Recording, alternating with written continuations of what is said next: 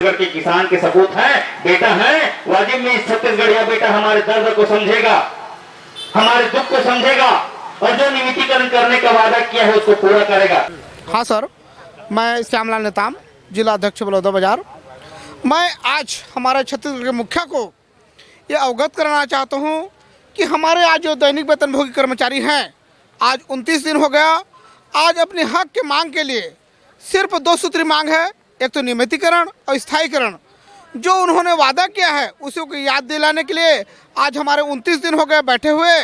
तो हमारे छत्तीसगढ़ के मुखिया जो किसान के बेटा हैं, जो प्रॉपर यहाँ छत्तीसगढ़ के निवासी हैं, उनसे हम हाथ जोड़ के निवेदन करते हैं कि हमारा जो 2 सूत्री मांग है, एक पहला नियमितीकरण और स्थायीकरण, उसको जल्द से जल्द पूरा करें।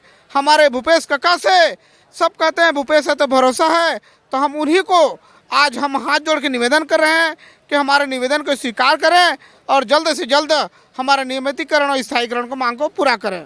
जी, इसमें क्या है जो जानकारी मांगा गया है प्रशासन द्वारा, उसमें हम जैसे दैनिक वेतन भोगी उस कैटेगरी में नहीं आते। उसके आधार पर हमारे दैनिक वेतन भोगी साथियों का किसी का भी नियमितीकरण नहीं होगा, क्योंकि ये केवल औपचारिकता बस के लिए जानकारी मांगा गया है और इसमें हमको एक गुमराह करने की, हमारे साथ धोखा कर रहे हैं।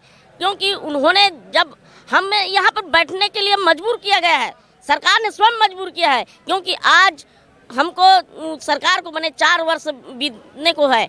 उन्होंने चुनाव से पहले घोषणा किया था और घोषणा पत्र में रखा था कि हम जब भी हमारी सरकार बनती है हम सबको बिना छटनी किए सबकी नियमितीकरण करेंगे। लेकिन आज वो हमारे साथ धोखा कर रहे हैं। इसी विश्वास के साथ कि हमारी नियमितीकरण होगी करके हमने उनको कांग्रेस की सरकार बनाया है और आज सरकार बनने के बाद, उनकी शासन होने के बाद हमको यहाँ पर एक हेत की दृष्टि से देख रहे हैं, तुच्छ की दृष्टि से देख रहे हैं। तो हम आने वाले चुनाव में उनको दिखा देंगे कि हम सरकार बना भी सकते हैं तो सरकार गिरा भी सकते हैं।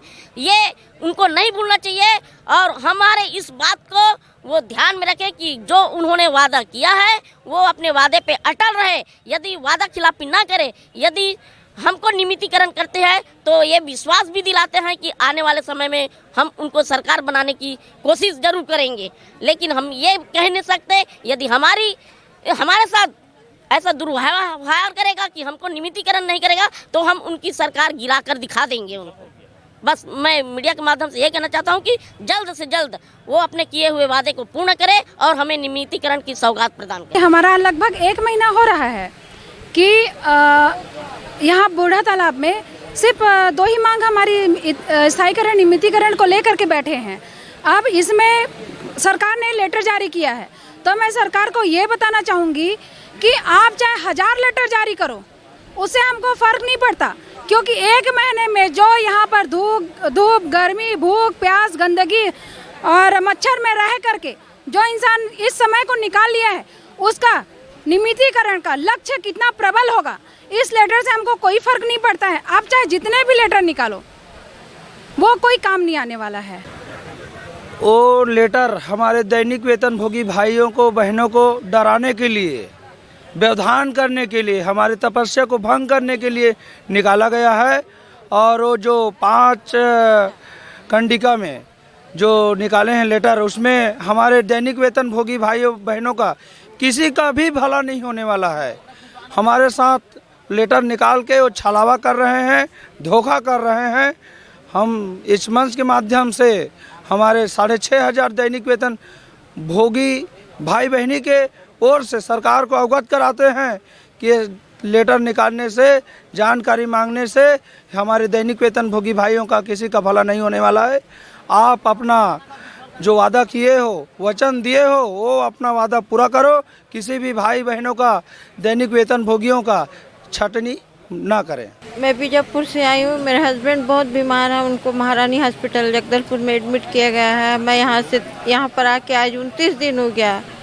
इतना तकलीफ में हूँ, पैसा कौड़ी कुछ नहीं। एक तो 5-5, 6-6 महीना तनख्वाह नहीं मिला है, ऊपर से भूपेश बघेल हम लोग को ऐसे कर रहा है कि हम लोग न इधर के हो सक रहे न उधर के। उनसे विनती है हाथ जोड़ के हम लोग को किसी भी तरह से नियमितीकरण कर दे। हम दैनिक वेतनभोगी कर्मचारियों को कार्य से पृथक करने के लिए जो है सामान्य प्रशासन विभाग से पत्र जारी हो रहा है और कुछ ही दिन में हमारे विभाग से भी पत्र जारी हो जाएगा कि दैनिक वेतनभोगी कर्मचारियों को कार्य से पृथक करो करके, क्योंकि वन विभाग में 6500 दैनिक वेतनभोगी कर्मचारी कार्यरत हैं जिनके नियमितीकरण स्थायीकरण के लिए निरंतर जो है 20 अगस्त से हम लोग लड़ाई लड़ते हुए आ रहे हैं। क्योंकि सरकार ने ही अपने जन घोषणा पत्र में वादा किया है कि भाई हमारी सरकार आएगी तो हम नियमितीकरण करेंगे करके, और इसके संबंध में परीक्षण समिति भी बनाया हुआ है और समय समय पर जानकारी औपचारिकता निभाने के लिए सरकार जो है जानकारी मांग रहे हैं कि दैनिक वेतनभोगी या नियमित कर्मचारी कितने हैं करके। वर्तमान में अभी जो जिस प्रकार से 5 बिंदुओं पर सरकार जो है जानकारी मांग रही है वह पूर्ण रूप से गलत है, क्योंकि हमारे वन विभाग के दैनिक वेतनभोगी कर्मचारी जो है उस पैरा में एक भी दैनिक वेतनभोगी कर्मचारी नहीं आएंगे। इसलिए हमारे साथ छलावा हो रहा है।